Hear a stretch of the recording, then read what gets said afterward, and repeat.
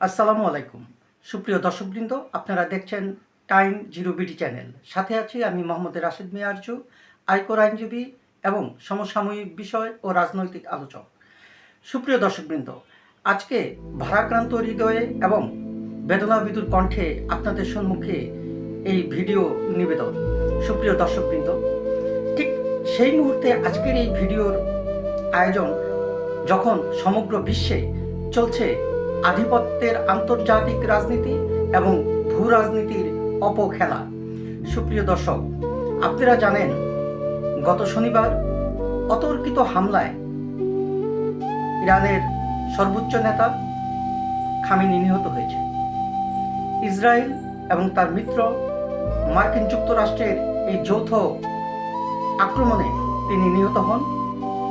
হ্যাঁ, তার এই নিহত হওয়ার মধ্য দিয়ে ইরানের যে অগ্রযাত্রা তা কি ধূলিসাৎ করা সম্ভব? নিশ্চয়ই না। আর এই বিষয়টি মার্কিন যুক্তরাষ্ট্র এবং তার মিত্রও জানে। কিন্তু কেন এই খামেনির বিরুদ্ধে এই আক্রমণ, কেন ইরানের বিরুদ্ধে এই আক্রমণ, তাই নিয়ে আজকের এই আয়োজন।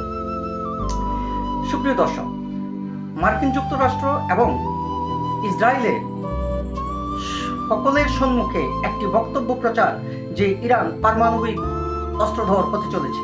তার এই পারমাণবিক অস্ত্রকে নিরস্ত্র করার জন্যেই তাদের এই যুদ্ধের আয়োজন। পারমাণবিক অস্ত্র ভারতের রয়েছে, পাকিস্তানের আছে, ইসরায়েলের আছে, মার্কিন যুক্তরাষ্ট্রের, ব্রিটেন, ফ্রান্স সহ পৃথিবীর বহু দেশেই এই অস্ত্র অর্জন করেছে। তাহলে ইরানের অপরাধটা কোথায়?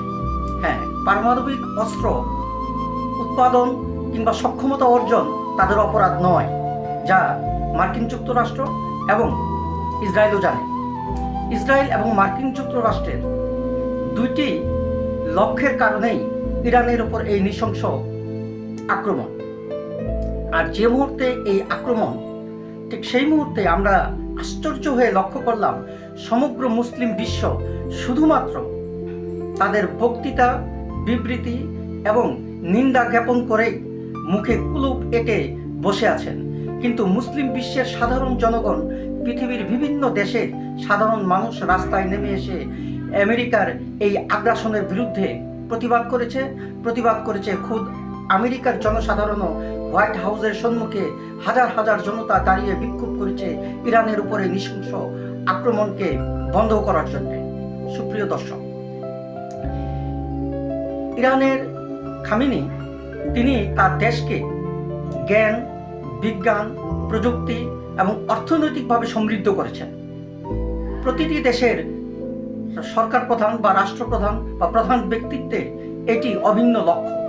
কিন্তু যে উদ্দেশ্যে ইরানের উপরে আক্রমণ, তা হচ্ছে বহির্বিশ্ব মনে করে এবং আন্তর্জাতিক বিশ্লেষকগণ মনে করে, এবং কার্যত তাই দেখা যাচ্ছে যে হুরমুজ প্রণালীর নিয়ন্ত্রণ গ্রহণ করা আমেরিকার একটি দুষ্টক্ষ।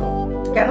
এই হুরমুজ প্রণালী দিয়ে বিশ্বের প্রায় 20% তেল রপ্তানি হয়ে থাকে। ফলে এই পথটিকে যদি নিজেদের কবজায় নেওয়া যায়, তাহলে আন্তর্জাতিক বাজারে তাদের নিয়ন্ত্রণ সহজ হয়। পক্ষান্তরে ইরানের সমৃদ্ধ তেল ভাণ্ডারকে কবজা করা, দখল করা তার একটি পিছনের লক্ষ্য। আর ইসরায়েল কেন তাদেরকে এই সঙ্গটা দিচ্ছে? আমেরিকা যদি তার আধিপত্য বিস্তার করে ইরানকে ধ্বংস করে ইরানের সম্পদকে কবজা করতে পারে, তাহলে মুসলিম বিশ্ব যা মধ্যপ্রাচ্যে রয়েছে তাদেরকে যেমন নিয়ন্ত্রণ করা সহজ হয়, তার সুবাদে ইসরায়েল পুরস্কার হিসাবে আমেরিকার কাছ থেকে গ্রহণ করবে ফিলিস্তিনের মাটি, গাজা ভূখণ্ড এবং আল-আকসা মসজিদের নিয়ন্ত্রণ গ্রহণ করবে।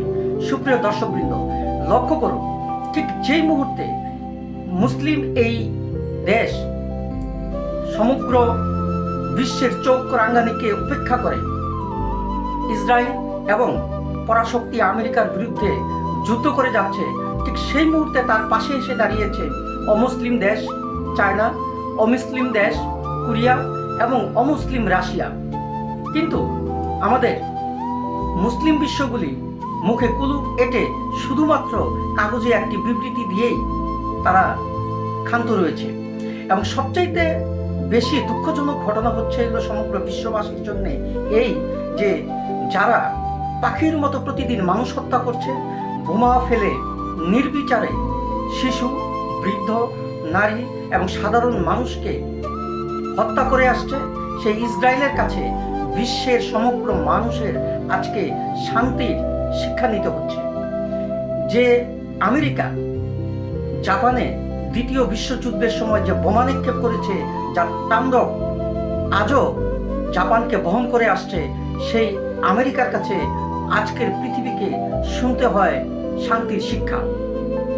অপরদিকে শুধু তাই নয়, এই আমেরিকা, ইসরায়েল যাদের ভূখণ্ডে বেবিচারী, সমকামিতা, সুদের ব্যবসা সহ যত অবৈধ কার্যকলাপ পৃথিবীর বিভিন্ন দেশে রয়েছে, তার সবকিছুই তাদের দেশের বৈধ। আর তাদের কাছ থেকে আজকে বিশ্ববাসীকে শুনতে হয় শালীনতার বাণী, তাদের কাছ থেকে শিক্ষা নিতে হয় কোনটা ভালো, কোনটা কি, কোনটা বেঠিক। সুপ্রিয় দর্শকবৃন্দ, এই মুহূর্তে ইরান তার সর্বোচ্চ নেতাকে হারিয়ে বসেনি, বরঞ্চ খামেনিদের মৃত্যু শুধু শারীরিক দেহত্যাগের মধ্যেই নয়, তারা বেঁচে থাকেন মানুষের হৃদয়ে এবং আদর্শের মধ্য দিয়ে।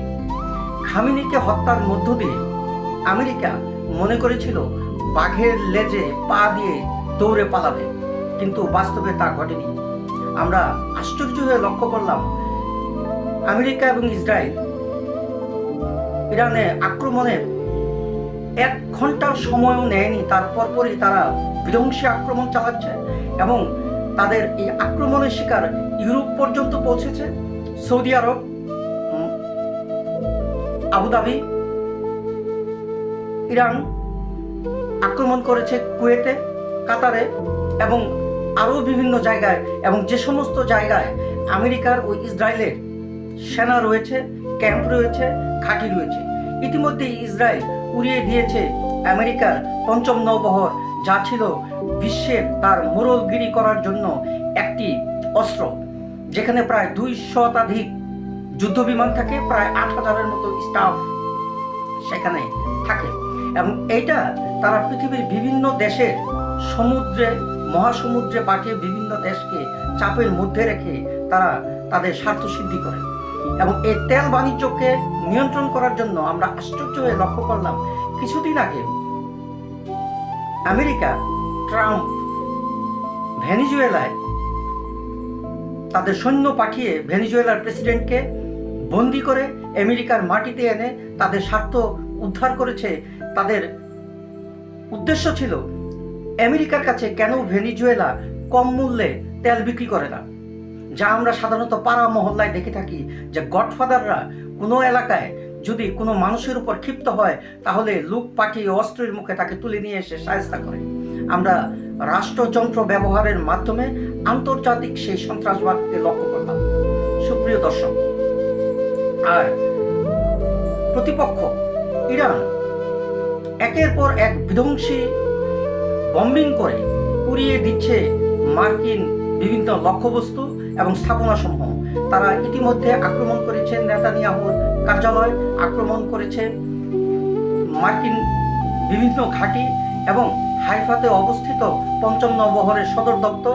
এবং আরও চাঞ্চল্যকর ঘটনা যে চীনের সহযোগিতায় স্যাটেলাইট থেকে টার্গেট করে তারা ৫ম নৌবহরে 4টি মিসাইল নিক্ষেপ করে তাকে ধ্বংস করেছে, এবং যা বর্তমানে অকার্যকর এবং যুদ্ধের জন্য প্রস্তুত নয়। সবিশেষ গোটা বিশ্ব, মানবতা, পৃথিবীর সমস্ত দেশের লোক এরপরেও এই যুদ্ধ বন্ধ করে শান্তির দিকে আগানোর জন্য অপেক্ষা করছে। দেখা যাক সামনে কি ঘটে, এবং যখনই কোনো ঘটনা ঘটবে আমরা সবার আগে হাজির হব আপনাদের সম্মুখে। সুপ্রিয় দর্শক, আমাদের আলোচনা যদি আপনাদের পছন্দ হয়, মনোভূত হয়, অনুগ্রহপূর্বক লাইক ও সাবস্ক্রাইব করে আমাদের সাথে থাকবেন এবং মন্তব্য করে জানাবেন আপনারা কি বিষয়ে জানতে আগ্রহী। ধন্যবাদ। আসসালামু আলাইকুম।